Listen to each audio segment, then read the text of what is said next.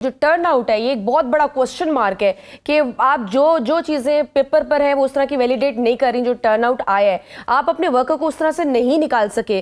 दूसरा, आप लोगों ने जिस तरह से भी इंतखाबात जीते हैं वो तो एक अलग मामला है, क्योंकि अपोजिशन इसको धांधलीज़दा और हुकूमती मशीनरी के इस्तेमाल वाला इंतखाब कह रही है।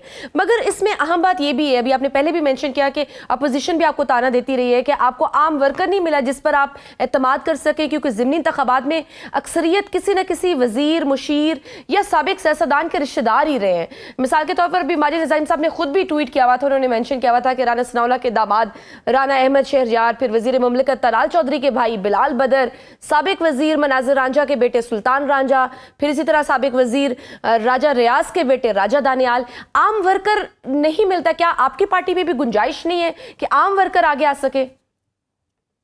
देखिए, बात आपकी ये किसी हद तक दुरुस्त है, मगर हमने इनकी तरह मौरूसियत का नारा लगाकर हम मैदान अमल में नहीं उतरते।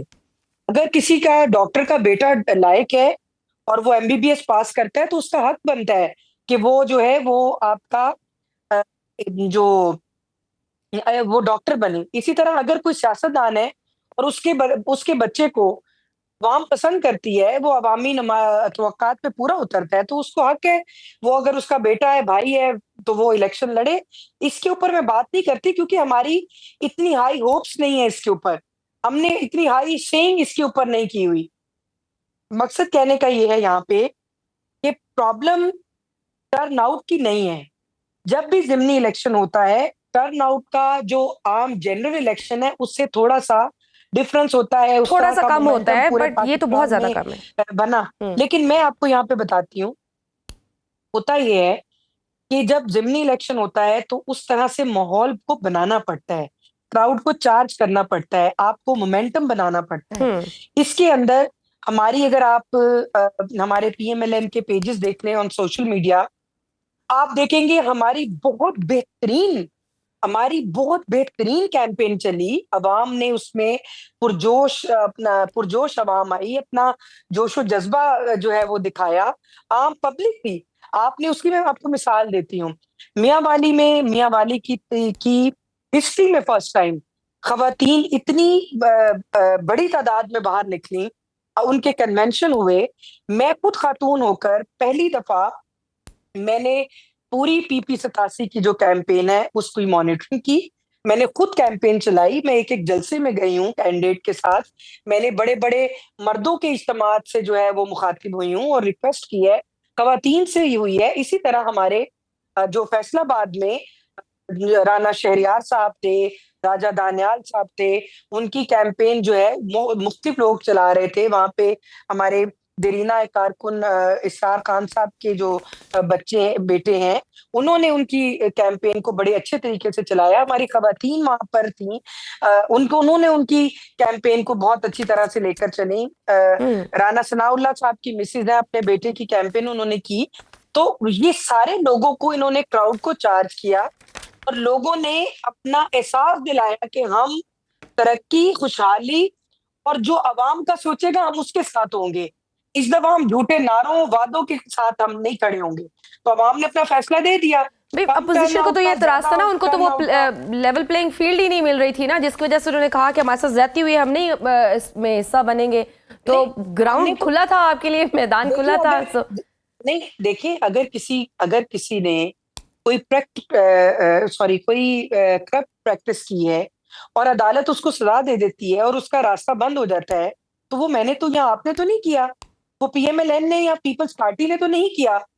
और उसके बाद उनके पास इनकी पूरी सरगर्मियां हैं। ये लोग मीटिंग्स करते हैं, ये लोग एक दूसरे से मिलते हैं, इनकी सोशल गैदरिंग होती है, पॉलिटिकल गैदरिंग होती है। इनका कोई रास्ते बंद नहीं, यानी इनका आप कह कोई रहे हैं कि रास्ता यहाँ बंद पे नहीं। इनकी पंजाब एक में, सूबे लाहौर में में कोई मसला नहीं हुकूमत था। है, कोई सही। मसला नहीं था। बिल्कुल ठीक इनको है। पंजाब में क्या, इनको पूरे पाकिस्तान, ये तो खुद मसला है भाई। इनको मसला क्या है? माजिद, जिस तरह से मैम कह रही है कि हमने देखा कि नून लीग ने मौरूसियत को इन इंतखाबात में भी परवान चढ़ाया, और वो कह रही है कि अगर वो काबिल है तो हमें कोई एतराज़ नहीं है इस पर, चाहे वो किसी वजीर का हो, मुशीर या सियासतदान के रिश्तेदार थे। आप क्या समझ रहे हैं कि मौरूसियत नून लीग की मजबूरी है या फिर कमज़ोरी है, जिसे वो समझते हैं कि अगर ये ना किया तो हार जाएंगे? दूसरा, एक और चीज़, क्या आपको भी लगता है कि पीटीआई को वाकई लेवल प्लेइंग फील्ड मिली है? और उनका फैसला ये गलत था, अगर वो बाइकआउट ना करते तो शायद वो बड़े अच्छे से मुकाबला कर सकते थे। जी, मैं दोनों पॉइंट्स का जवाब देने की कोशिश करता हूं। पहली बात तो ये कि मुस्लिम लीग नून और पीपल्स पार्टी का जो पार्टी स्ट्रक्चर है वो फैमिलीज पे बेस्ड करता है, तो इसलिए इस मामले को उनकी जानिब से इशू टेक्निकली बनाया ही नहीं जा सकता। वो इस चीज के ऊपर बात नहीं कर सकते कि जी फलां का रिश्तेदार खड़ा है, फलां का रिश्तेदार नहीं खड़ा, क्योंकि उनकी जो पॉलिटिकल ऑर्गेनाइजेशनल हायरार्की है उसके अंदर हमें यही देखने को मिलता है कि मियां नवाज शरीफ है, मियां शहबाज शरीफ है, मियां हमजा शहबाज शरीफ है, मरियम नवाज शरीफ है, उसके बाद फिर बाकी जितने भी रहनुमा हैं, एहसन इकबाल है, उनके बेटे हैं, इस तरह करके एक प्रॉपर ग्रुप है। तो वो उनकी जानिब से इस चीज को एज ए डीमेरिट डील नहीं किया जाता, उनकी जानिब से इसे एज ए मेरिट ही देखा जाता है। और फिर इस तरह की पॉलिटिकल पार्टीज में जो पार्टी लीडर हैं वो कंफर्टेबल फील करते हैं कि अगर उनके घर के अंदर से ही कोई आदमी जो है वो एमपीए बन रहा है, एमएनए बन रहा है, सेनेटर बन रहा है, ताकि वो जो एक ग्रुपिंग है वो इंटैक्ट रहे। तो इसलिए मैं समझता हूं कि इन पॉलिटिकल पार्टीज का ये क्लेम ही नहीं है कि मौरूसियत कोई प्रॉब्लम हो सकती है। दूसरा मसला जो आपने बयान किया कि जी पीटीआई लेवल प्लेइंग फील्ड है कि नहीं, पहला इशू ये है कि जब भी कोई पॉलिटिकल पार्टी इलेक्शन का बाइकआउट करती है तो उसको उसका सियासी नुकसान तो बिल्कुल होता है, इसमें तो कोई शक नहीं। हमारे सामने पीपल्स पार्टी की 85 की 85 में, मिसाल हाँ है, जी।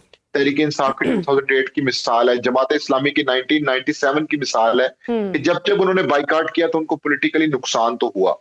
लेकिन बाइकआउट के जरिए आप कहीं ना कहीं एक मैसेज कन्वे कर रहे होते हैं कि हम मौजूदा सिस्टम के साथ सिंक नहीं हो पा रहे, हमें इससे इख्तलाफ है। मिसाल के तौर पर 1993 में एमक्यूएम ने इलेक्शन का बाइकआउट कर दिया कराची में, तो क्या आप यकीन करेंगे कि वो तमाम सीटें जहां पर 1-1 लाख पे, 90-90 हजार पे एमएनए मुंतखब होते थे, वहां पर 93 में 10-10 हजार और 12-12 हजार पे एमएनए मुंतखब हुए।